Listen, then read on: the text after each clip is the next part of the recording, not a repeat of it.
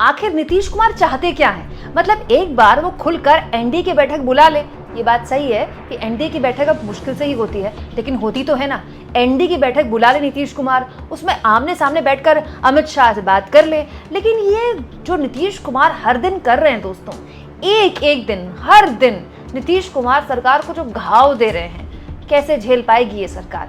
मैं तो ये सोच रही हूँ कि नीतीश कुमार ने अब जो किया है उसके बाद ये सवाल तो अमित शाह भी पूछ रहे होंगे कि नीतीश कुमार क्या करके मानेंगे। दोस्तों, जम्मू कश्मीर में जब नेशनल कॉन्फ्रेंस के साथ, याद होगा आपको, कांग्रेस पार्टी ने गठबंधन का ऐलान किया तो अमित शाह ने एक लंबा चौड़ा ट्वीट किया था। उसकी खबर भी मैंने आपको दिखाई थी। अमित शाह ने उसमें कुछ सवाल पूछे थे नेशनल कॉन्फ्रेंस से और कांग्रेस पार्टी से। कांग्रेस पार्टी से इसीलिए क्योंकि कांग्रेस पार्टी राष्ट्रीय पार्टी है, नेशनल पार्टी है, और कांग्रेस ही मुख्य विपक्षी दल है। तो कांग्रेस पार्टी से अमित शाह ने बाकायदा लंबे चौड़े ट्वीट के साथ सवाल पूछे थे कि नेशनल कॉन्फ्रेंस के साथ आप गठबंधन कर रहे हैं, नेशनल कॉन्फ्रेंस की कई डिमांड्स रही हैं, उनके मैनिफेस्टो में कई बातें हैं, क्या आप उनसे इत्तेफाक रखते हैं? ऐसी कई डिमांड्स थी जिनको लेकर आपत्ति जाहिर की थी अमित शाह ने। अब बताइए, अमित शाह वहाँ कांग्रेस पार्टी से सवाल पूछ रहे हैं और खुद उनके गठबंधन के सहयोगी ऐसी ऐसी बातें कर रहे हैं अपने मैनिफेस्टो में कि आप सुनेंगे तो कहेंगे हाँ, अमित शाह सुनेंगे तो क्या कहेंगे। दोस्तों, जम्मू कश्मीर में अब बस पहले चरण के मतदान की तारीख करीब आ रही है, तो जेडीयू भी वहाँ चुनाव लड़ रही है। तो जेडीयू ने अपने पहले चरण के 2 उम्मीदवारों की लिस्ट भी जारी कर दी है, जिसमें उन्होंने एक मैनिफेस्टो भी जारी किया है। जेडीयू ने अपना एक मैनिफेस्टो जारी किया है कश्मीर के लिए। लेकिन मैनिफेस्टो में जो जेडीयू ने बात लिखी है, नीतीश कुमार की पार्टी है, वो तो मोदी जी, उनकी पार्टी और अमित शाह के बयान से बिल्कुल किनारा करती है। किनारा नहीं करती, उसके बिल्कुल अपोजिट है भाई, बिल्कुल अगेंस्ट है।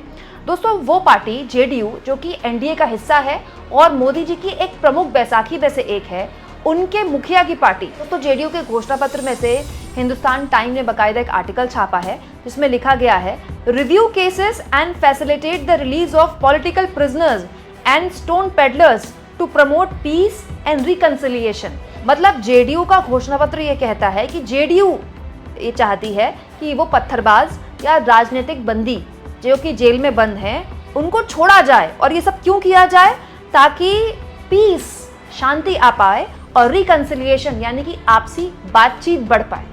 तो ये तो बीजेपी का बिल्कुल भी स्टैंड नहीं है, क्योंकि अमित शाह ने अभी कुछ दिन पहले एक इंटरव्यू में कहा था कि उन्होंने न केवल पत्थरबाजों पर लगाम लगाई है उनके प्रशासन ने, बल्कि पत्थरबाजी का पूरा इकोसिस्टम ध्वस्त कर दिया है। क्योंकि अगर कोई आदमी पत्थरबाजी करते हुए पकड़ा गया तो उसके पूरे परिवार में किसी को भी सरकारी नौकरी नहीं मिलेगी।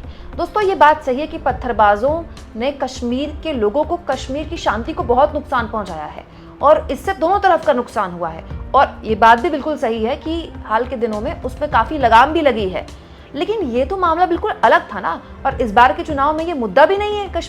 कश्मीर में कांग्रेस पार्टी और एनसी यानी कि नेशनल कॉन्फ्रेंस पूर्ण राज्य के दर्जे की मांग के साथ चुनाव लड़ रहे हैं और इसी मांग के साथ वो कश्मीर में लोगों के बीच जाएंगे। पत्थरबाजी का तो किसी ने भी जिक्र नहीं किया, कांग्रेस पार्टी ने भी जिक्र नहीं किया, लेकिन जेडीयू कर रही है।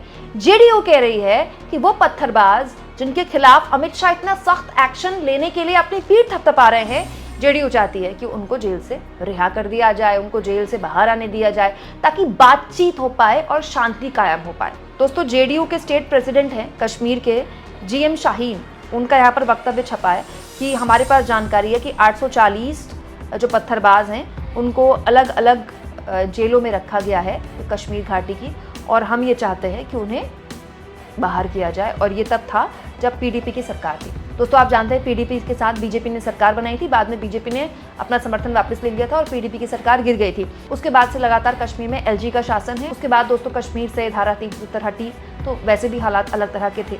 10 साल बाद अब चुनाव हो रहे हैं, और अब चुनाव हो रहे हैं तो वो मुद्दा जो किसी को भी याद नहीं है, जिसके बारे में कोई भी जिक्र नहीं कर रहा है और जिसको लेकर मोदी जी अपनी पीठ थपथपा रहे हैं, अमित शाह जी अपनी पीठ थपथपा रहे हैं। जेडीयू कहता है, नीतीश कुमार की पार्टी कहती है कि हम तो इन पत्थरबाजों को चाहते हैं कि ये जेल से बाहर आ जाएं। तो दोस्तों, मैं तो ये कहती हूँ कि अमित शाह दूसरों से सवाल पूछ रहे हैं, कांग्रेस पार्टी से सवाल पूछ रहे हैं कि नेशनल कॉन्फ्रेंस का जो पूरा स्टैंड है क्या आप उससे कायम हैं? पहले खुद से तो सवाल पूछ लें कि ये जो जेडीयू स्टैंड ले रही है इससे बीजेपी कितना इत्तेफाक रखती है। अब ये तो नहीं हो सकता ना कि केंद्र में आप जेडीयू के साथ सरकार चलाइए, बिहार में आप जेडीयू के साथ सरकार चलाइए, बढ़िया वहाँ आपके डिप्टी सीएम बने हुए हैं, आने वाले बिहार के चुनाव में आप नीतीश कुमार को सीएम कैंडिडेट घोषित कर दीजिए, और राज्यों में अलग अलग तरह की रणनीति अपनाई है। जब ये इंडिया गठबंधन करता है तो मोदी जी इसको गलत बताते हैं, है ना। जब पंजाब में इंडिया गठबंधन में कांग्रेस और आम आदमी पार्टी का गठबंधन नहीं हुआ तो मोदी जी ने घूम घूम के इसके लिए प्रचार किया कि देखिए सहूलियत का गठबंधन होता है। तो फिर ये क्या है, ये तो और बड़ी सहूलियत है कि ये वाला मुद्दा हमको सूट नहीं करता, हम अलग स्टैंड ले लेंगे, ये वाला मुद्दा आपको सूट करता है, आप अलग स्टैंड ले लीजिए। मतलब कोई कॉमन मिनिमम प्रोग्राम नाम की चीज है कि नहीं है एनडीए में। दोस्तों ये बात मैं पिछले 2 महीने से कह रही हूँ। अगर एनडीए को लेकर वाकई में बीजेपी सीरियस है, बीजेपी आलाकमान सीरियस है, तो अब तक एनडीए का संयोजक बनाया जाना चाहिए था। एनडीए के संयोजक का एक काम होता है कि वो एनडीए के अलग अलग घटक दलों को साथ लेके चले और एक ब्रिज के तौर पर काम करे। लेकिन वही बात है कि जो एनडीए का संयोजक बनेगा वो बीजेपी के अध्यक्ष ज्यादा ताकतवर हो जाएगा, और ऐसा बीजेपी के आलाकमान कैसे बर्दाश्त कर सकते हैं। और ये कोई पहली बार नहीं है दोस्तों। कल मैंने आपको ये खबर दिखाई थी जिसमें मैंने आपको बताया था कि संसदीय समिति की एक महत्वपूर्ण बैठक में विपक्ष के सांसदों के समर्थन के साथ खड़े हो गए जेडीयू के मेंबर, ये कहते हुए कि हाँ भाई जातिगत जनगणना पर चर्चा तो होनी चाहिए। बताइए, समितियों की बैठक में जेडीयू विपक्ष का साथ दे रही है। दोस्तों ये बड़ी हैरान करने वाली खबर थी, जिससे ये पता चलता है कि सरकार के अंदर एक मुद्दे को लेकर कितने भारी अंतर्विरोध हैं। हुआ ये दोस्तों कि इंडियन एक्सप्रेस ने एक खबर छापी और एक खबर 29 तारीख को छापी गई। दोस्तों इस खबर में साफ तौर पर लिखा इंडियन एक्सप्रेस ने कि एनडीए की जो सहयोगी पार्टी है जेडीयू, उसने ओबीसी कल्याण संबंधी संसदीय समिति की बैठक में जाति जनगणना का समर्थन किया। ये मैं आपको बता दूं, ये बहुत पुरानी खबर नहीं है। इंडियन एक्सप्रेस ने खबर 29 तारीख को ही छापी है। हुआ ये दोस्तों कि एक बहुत ही महत्वपूर्ण बैठक थी ओबीसी कल्याण समिति की, अन्य पिछड़ा वर्ग कल्याण समिति की। वैसे ये एक तरह की फॉर्मेलिटी थी, मतलब पहली बैठक एक फॉर्मेलिटी होती है, इसमें इंट्रोडक्शन दिया जाता है कि इस समिति के मेंबर कौन कौन हैं। लेकिन फिर भी ये जो बैठक हुई इसमें कांग्रेस के नेता मणिकम टैगोर, टीएमसी के सांसद कल्याण बनर्जी और डीएमके के सांसद टीआर बालू शामिल हुए, और तीनों ने मांग उठाई, मतलब तीनों विपक्षी सांसदों ने मांग उठाई समिति में कि जातिगत जनगणना को चर्चा के एजेंडे में शामिल किया जाए, एजेंडे में रखा जाए कि इस पर चर्चा हो।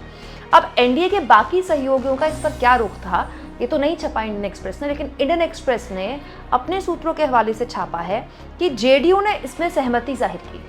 जेडीयू ने भी कहा कि हाँ, जो चर्चा हो रही है उसके एजेंडे में जातिगत जनगणना को भी रखा जाए।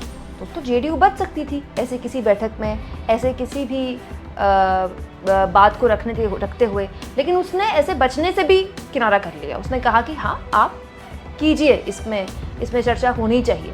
जातिगत जनगणना दोस्तों सरकार के लिए एक बहुत ही सेंसिटिव मुद्दा बन गया है। अब कंगना रनौत जैसे लोग भले ही कहें कि नहीं होनी चाहिए जातिगत जनगणना, लेकिन सरकार समझ रही है कि उसको आज नहीं तो कल करानी पड़ेगी। और अगर सरकार ने जातिगत जनगणना कराई तो वो सीधा राहुल गांधी के उसका श्रेय ले जाएंगे, क्योंकि राहुल गांधी ही सबसे पहले लगातार पिछले 1.5 साल से उसकी मांग कर रहे हैं। और उस मांग का ऐसी बैठक में नीतीश कुमार की पार्टी का समर्थन करना ये संकेत देता है कि नीतिगत फैसलों में, जिस पर नीतियां बनाती है सरकार, उसमें बाहरी असंतोष तो है ही, साथ में बिल्कुल डिफरेंस है। और खुलेआम चुनाव में, कश्मीर जैसे सेंसिटिव राज्य में चुनाव में वो स्टैंड ले रही है जो आप विपक्षी लेने से भी थोड़ा सा बचने की कोशिश करते हैं। तो आप बताइए क्या गलत पूछा मैंने कि आखिर नीतीश कुमार क्या करके मानेंगे? कहीं ऐसा तो नहीं कि नीतीश कुमार धीरे धीरे बीजेपी के साथ वही कर रहे हैं जो बीजेपी दूसरी पार्टियों के साथ करती है? कहीं ऐसा ना हो दोस्तों कि नीतीश कुमार जब बीजेपी का दामन छोड़ें या बीजेपी से रिश्ता तोड़ें, तब तक वो इतना नुकसान बीजेपी को पहुंचा चुके होंगे जिसका कोई अंडू नहीं होगा। आप इस मुद्दे पर क्या सोचते हैं दोस्तों? क्या लगता है आपको नीतीश कुमार के मन में क्या चल रहा है? क्या वो बीजेपी के सहयोगी बनकर बीजेपी को इतना नुकसान पहुंचा देंगे जिसका वाकई में बीजेपी बाद में जवाब नहीं दे पाएगी? नीतीश कुमार मोदी जी के पैर छूते हैं, उनके हाथ में पता नहीं क्या ढूंढते रहते हैं, लेकिन वक्त आता है तो तुरंत से पलटी मार लेते हैं। क्या लगता है आपको क्या चल रहा होगा नीतीश कुमार के दिमाग में? कमेंट बॉक्स में जरूर लिखें, और जितना हो सके दोस्तों चैनल को शेयर करें, सब्सक्राइब करें, और थैंक्स और ज्वाइन, ये 2 ऑप्शन हैं जिसके जरिए आर्थिक तौर पर भी आप चैनल के हाथ मजबूत करते हैं।